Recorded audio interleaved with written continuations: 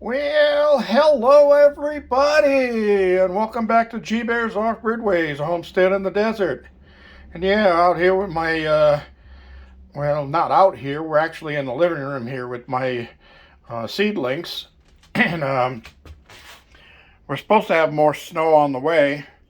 Radar says Dad right out there is supposed to come through here and snow us down. But who knows? We'll see whether it does or not. It is cold out there. The high today was 39 degrees Fahrenheit, and there's a 34-mile-an-hour wind out there. So the wind chill is making it feel like it's about 5 below zero. That's Fahrenheit, of course. And not real fun out there. I just got back in from feeding the chickens and feeding the dogs, making sure everybody has water. And the snow is all melted from this morning, as you saw on my short video. I'm sure you all watched my short video, right? Well, anyway, I got a few garden tips here for you. Before I get into that, let me show you what's going on here. Okay, this is my broccoli. And notice there's another one popping up here and another one popping up down there. So the broccoli is going to be doing fine. And I always plant more than what I'm actually going to need. So if some of the seeds don't germinate, then I'm still okay. In my kale, right there, I love kale, but I really like kale better with a silent K. Yeah, I know you got that. So anyway, the kale is doing good. It's got its second sets of leaves, and that's a lot more kale than I actually need, but my neighbors like that too, so I'll share with them. And then over here, my cabbage is doing just fine. I got all 6 of them sprouted in there, and those are coming up just perfect. The spinach here only got 2 popped up so far, but if I don't see any within the next week in the others there, that probably means that the seeds were no good, because these seeds are really old. I will replant a few more in there, and they'll just be a little bit behind those 2. So that's the way I usually like doing stuff like spinach that I eat on a regular basis, because it doesn't take long to strip a spinach plant down when you're making a salad, and then you don't have any. So if you have plants grown at different stages, as you strip a couple off the first plant, then go to the second plant for your next meal, third plant for the meal after that, so forth and so on. Okay, parsley and sweet basil hasn't popped up yet or shown any signs of it, but I do have 2 tomato plants here that have popped up in the delicious salad type tomatoes. And then over here in the Romas, I got 2 there, and 1 there. So I got 5 Roma plants coming up. And I don't think I need 5 Roma plants. I'll probably do 4, if anything, for the max, because I do like making some sauces and that stuff with it. So one of the other things I was doing, it was down here, I got a couple of grafts onto my peach tree from the plum tree. Now, when I cut this branch off of the plum tree, I shortened it. It was about this tall. When I shortened it, there was green inside of there, and there was also showing down on the rootstock, and just above the rootstock, I had some green buds popping off of this unit. So I figured, well, the sap is starting to flow in it, so I'm going to give it a shot with grafting. So I put 2 grafts. I cut the top half of that branch off, and you remember I had a double branch growing. There was another one right here that was right above this one, and I didn't need a double branch there growing in the same direction. So I pruned that one off, and I grafted it down low, and then I took the top half of this one and I grafted it up high.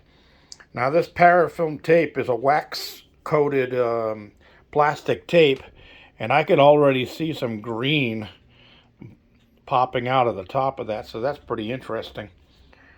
I did these back on the 25th, and I didn't film it because it was a spur of the moment thing. I was bored, I was in here, and I just said, you know what, I think I'm going to sit down and do that. So I got all my tools right there, right next to the Coors Light box.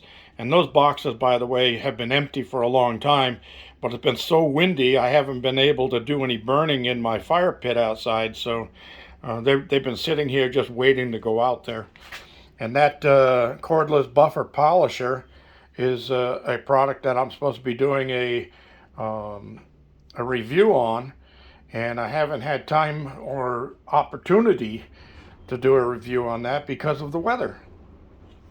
So I'm still waiting, but I will get that one done and let you know how I like it and so forth and so on. So anyway, back to the plants. Okay, seeds. So you know that when you look at seeds, everybody grabs a pack and they say, well, how deep do I have to plant them? Well, let me tell you, it's very simple. The smaller the seed, the shallower you plant them. And the shallowest that you plant seeds usually would be 1/4 inch. So just remember, if it's a real tiny seed, it's 1/4 inch. Okay. Now, this is just regular garden soil. If you want to take garden soil from being garden soil down to being seed starter soil, you'll need to make yourself a 1/4 inch, use a hardware cloth, 1/4 inch hardware cloth, and make a little sifter. And you put your garden soil in the sifter and shake it down, and then the finer pot droppings that come out of there is your seed starter. And then the heavier stuff, don't throw that away. Mix it right in with your garden soil.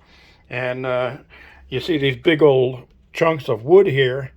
These will all come out of it, but those will break down through the year. The worms get into the soil and chew them up and break them down into a finer soil. So if you do that sifting, what you do is you get a soil like this. See how nice and fine that is? So there's some apple and pear seeds in there that have been in the refrigerator since last summer. And I took them out and put them in there, see if I can get any of them to sprout. I have others that I think are a little bit more pliable than these are, but we'll see. Okay, so next, your larger seeds. The smaller seeds, now they're say 1/4 inch on those. So what you do is you use your finger and just make an indent about like that. That's a 1/4 inch. Drop a seed in there and then level it back out again. You've got your 1/4 inch seed planted. It's that simple. Now, some of them will go down to 1 inch deep. So on those, you're going to want to use, you can use a pen or a pencil, anything like that, and put a mark on it about 1 inch deep, and then stick it in there, move it around, and you got a hole for a 1 inch seed. The larger the seed, the deeper it's going to go. The smaller the seed, the shallower it's going to go. Remember that.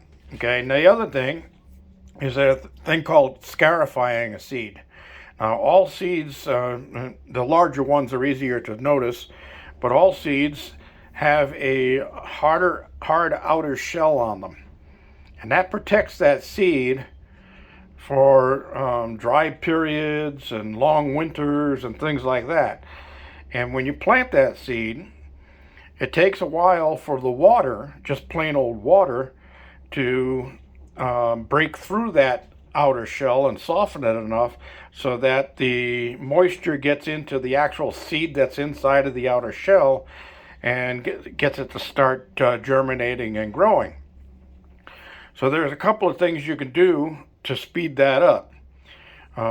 Number one, very simple, is they're all called scarifying the seeds, or making sure you scarify your seeds before you put them in. And that helps them start faster and makes them sprout faster. So for really super fine seeds, the best is to use a chemical scarify. And what do you do that? How do you do that?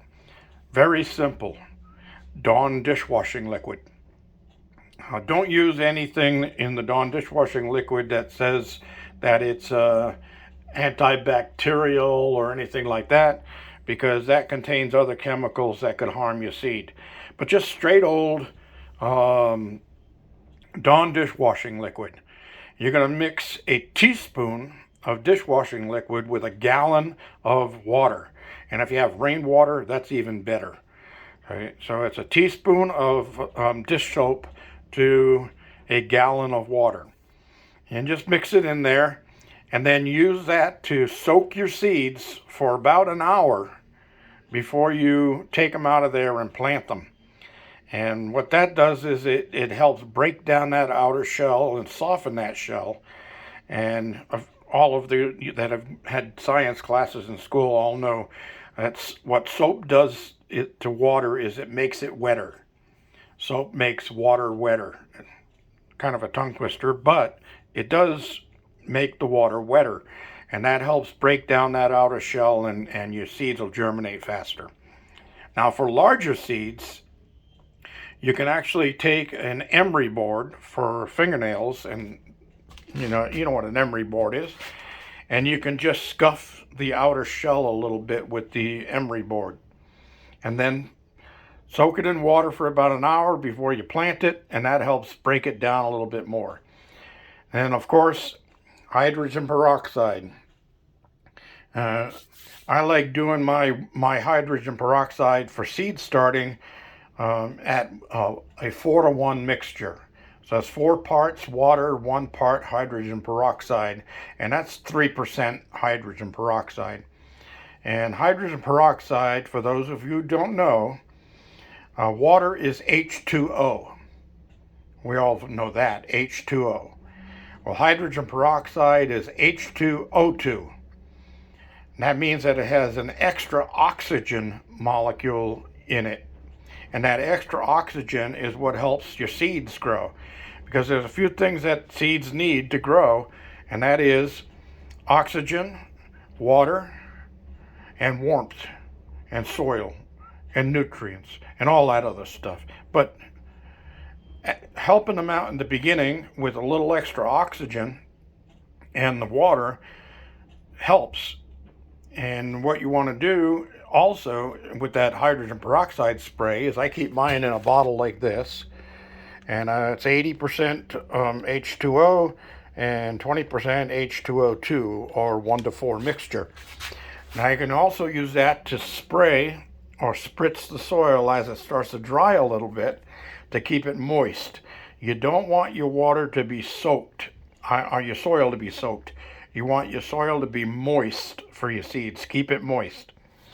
And again, I said it in another video, hydrogen peroxide and water mix will also help keep down the soil gnats that grow out of the soil when you're starting. It also breaks down any algae or anything like that that's going to grow and contaminate your soils. So it's a good thing to have, and it won't hurt it if you get it on your plants. You can spray it right on the plant leaves, and it won't hurt your plants, so don't worry about that. It's just giving them a little bit more oxygen. All right, so we got that all covered. The thing about, remember, you don't want to soak your soil too wet because you're going to cause a damping off effect, and the damping off effect is there's just way too much water and moisture in your soil. So I put trays below all of mine, and I like to look in the tray. When I see there's still a little water or moisture in the tray like this, that means I've got plenty of water in that soil. I don't need to add anything to it. But when it starts drying out, like this one over here, that means that I need to give it a little bit of moisture. So I'll come through with my sprayer, do 2 squirts to each one, and that's plenty. Just keep on treating them like that, and you'll do fine getting your seeds started. All right, so that's about what I've got. Oh, the other thing you can do to help speed things up is once you get the seed planted, after you've done your scarifying and all of that, and your soaking and treating, cover the tops of them with some plastic wrap. That helps keep the moisture in, keeps them from drying out, and it also keeps them warmer. So your soil has to be at a certain temperature before the seeds will sprout. And the larger the seed, normally the warmer the soil temperature has to be. So I'm starting all these indoors, so the temperature in this room, because I do close this room off to the rest of the cabin at night, so I don't have to heat this room and waste extra heating fuel. And I try to keep this room not letting it get any cooler than like 60 degrees. That's about as cold as it gets in here. But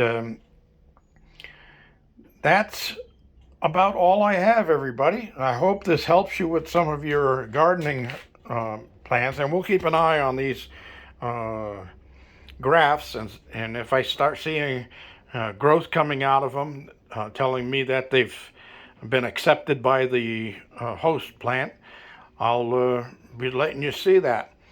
And I started telling you the wax coated tape I use here, that will actually tear off by itself, so you don't have to monitor it, and when you see growth, you don't have to cut it off of there so you don't choke off your growth.